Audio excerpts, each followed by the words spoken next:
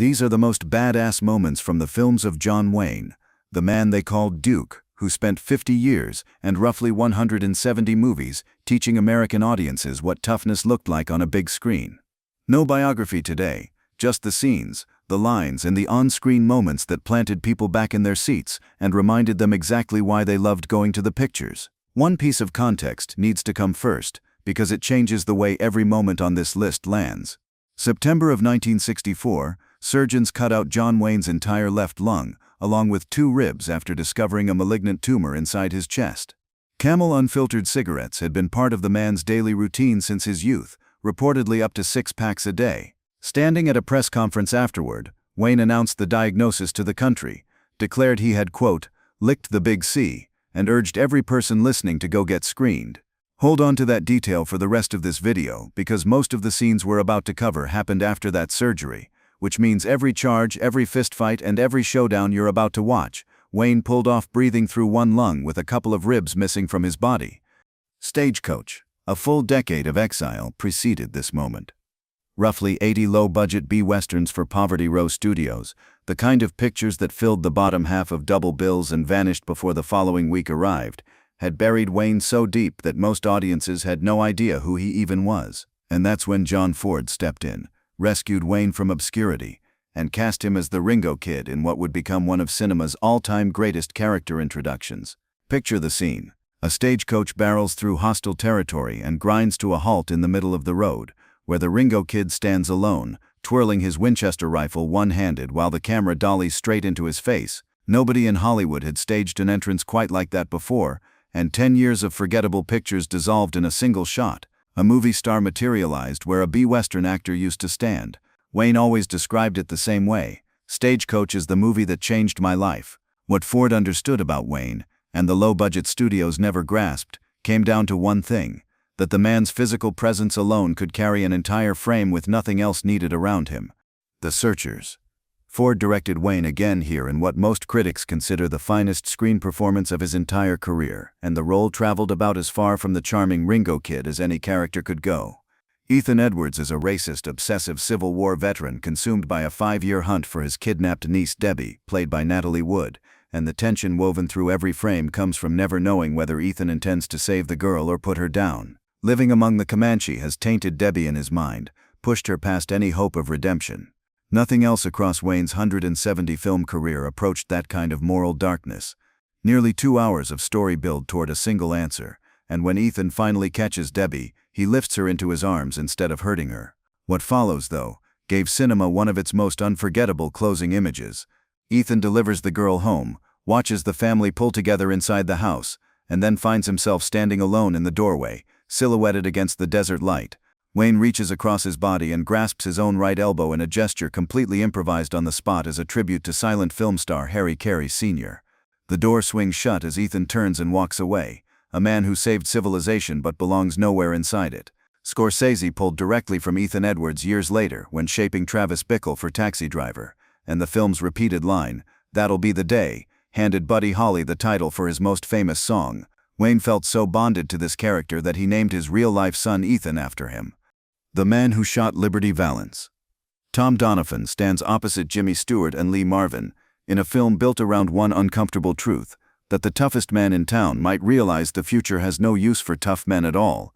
Donovan is the only person that outlaw Liberty Valance, played by Marvin, genuinely fears, while Stewart's character, a lawyer named Ransom Stoddard, represents law, order, and progress, everything the frontier is supposed to become. And when Valance moves to gun Stoddard down, Donovan hides in the shadows, squeezes the trigger, and saves the lawyer's life without a single person ever finding out. Credit lands on Stoddard, the girl chooses Stoddard, a political career opens for Stoddard, and Donovan walks away with nothing.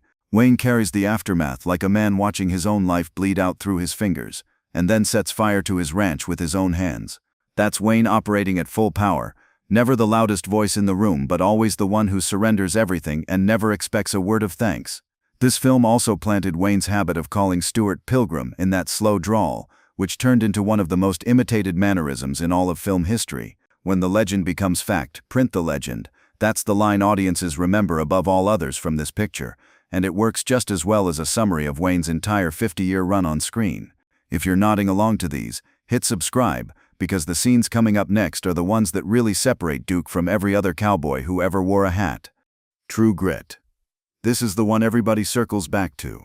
Wayne inhabits U.S. Marshal Reuben J. Rooster Cogburn, a drunken, one-eyed, cantankerous lawman hired by 14-year-old Maddie Ross to track down her father's killer. Rooster runs loud, drinks past his limit, lives like a mess, and never spares a thought for what anyone around him thinks.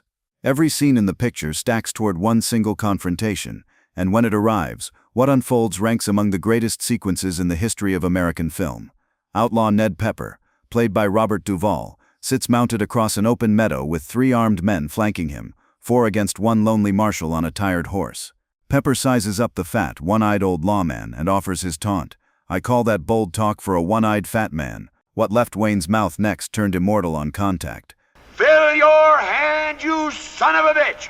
Reins clamp between his teeth, a rifle fills one hand, a pistol fills the other, and Rooster Cogburn launches directly at all 4 men, twirling the rifle to reload it one-handed at full gallop. Wayne rode that horse over a 4-rail fence himself with no stuntman in sight, 61 years old and 5 years removed from surgeons cutting out his entire left lung. Circle back to that detail from the opening of this video, because it matters here more than anywhere else.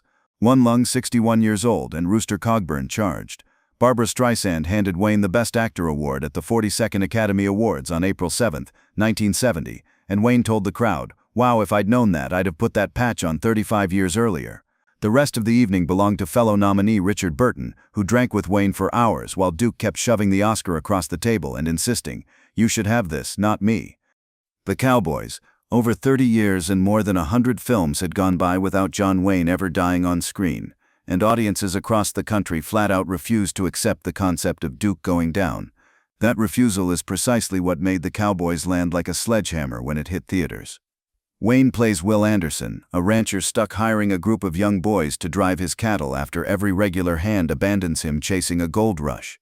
Bruce Dern takes the villain's role as a rustler called Long Hair, and roughly 2/3 through the picture, Long Hair ambushes Anderson in a brutal sequence that strapped bullet squibs to Wayne's body for the first and only time across his entire career. Duke dies on screen, beaten and shot, with children standing right there watching it happen. Silence fell across theaters around the country because none of this tracked with what audiences expected from a Wayne picture. Dern collected hate mail for years afterward, and Wayne had cautioned him before cameras ever rolled, "They're going to hate you for this." Dern's reply earned its own kind of fame. "Maybe, but in Berkeley I'm a hero." What grants the film its real weight is that Wayne's death transforms those boys into men who finish the cattle drive and avenge their mentor on their own terms. But the image of Duke absorbing those bullets remains among the most jarring moments the Western genre ever put on a screen. Big Jake. Gunshots don't fuel every great Wayne moment. And Big Jake produced what might be the most flawlessly delivered threat in all of movie history. A scene carried entirely by screen presence without a single prop or weapon needed to make it land. Jacob McCandles, a legendary old rancher Wayne portrays, gets pulled back into action after kidnappers snatch his grandson. The lead villain spells out his terms carefully, and makes abundantly clear what will happen if a single detail goes sideways. Wayne absorbs every word, lets the silence settle, and then repeats the entire threat back at the man word for word, only flipped around. Now you understand. Anything goes wrong, anything at all. Your fault, my fault, nobody's fault. It don't matter. I'm gonna blow your head off. It's as simple as that. On paper the line reads fine, nothing you'd pick out of a stack of Western scripts. What elevates it into something unforgettable sits entirely in Wayne's delivery. That low rumble of a voice, that locked-in stare, and a total absence of bluster. No volume change, no puffed chest, no hand drifting anywhere near a holster. The threat carries because the man behind those words harbors zero doubt that he will follow through, and every person on both sides of the screen understands that completely. The Shootist. Wayne's last film runs so close to his actual life that pulling the actor apart from the character becomes almost impossible to manage. J.B. Brooks is an aging gunfighter who rides into Carson City and learns from a doctor, played by Jimmy Stewart, that terminal cancer will kill him before long. Wasting away in a bed holds no appeal for a man like Brooks, so he arranges one last gunfight and chooses to leave this world on terms he controls. Actual footage pulled from Wayne's earlier films rolls beneath the opening credits, converting the entire picture into a farewell letter to a career. Wayne's breathing labored throughout production because of the lung capacity stripped away by his 1964 surgery, and that physical struggle bleeds through every frame in a way that makes books feel bone-deep real. The character's personal creed doubles as Wayne's own epitaph. I won't be wronged, I won't be insulted, I won't be laid a hand on. I don't do these things to other people, and I require the same from them. One clash on set captured everything about who Wayne truly was. Not the scripted version, but the real man underneath. Director Don Siegel pressured him to shoot a character in the back, telling Wayne that Clint Eastwood would have shot him in the back. Wayne locked up with fury and fired the words right back. "I don't care what that kid would have done." Even with his body failing and the career winding toward its final credits, bending the code he'd spent 50 years building through men who fought fair never crossed his mind. Cancer returned 3 years after the Shootist wrapped, and January of 1979 brought a 9.5-hour surgery that removed Wayne's stomach entirely, leaving a prognosis that offered nothing to hold on to.